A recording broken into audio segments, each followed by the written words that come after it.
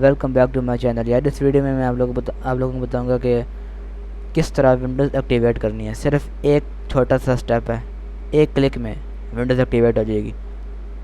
अब पहले आपको दिखा दूँ, ये देखें विंडोज़ मेरी एक्टिवेटेड नहीं है। सही है, एक्टिवेटेड नहीं है।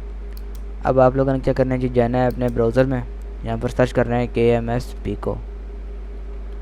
ये पहले लिंक पे क्लिक करना है। सही है, नीचे, और इसको डाउनलोड कर लेना इधर से।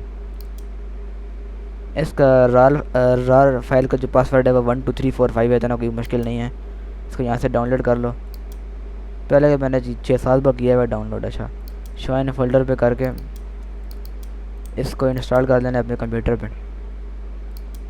सही है, इंस्टॉल करने के बाद एक बार इंस्टॉल हो जाए, 1 से 1 सेकंड में हो जाएगा इंस्टॉल। ये अभी क्या, ये सही है।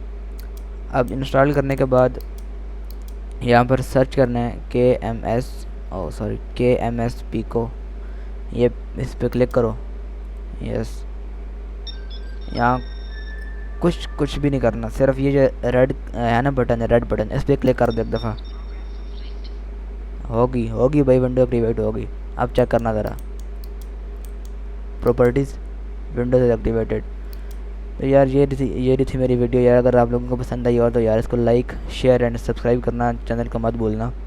मिलते हैं आपसे एक अगली वीडियो में, तब तक के लिए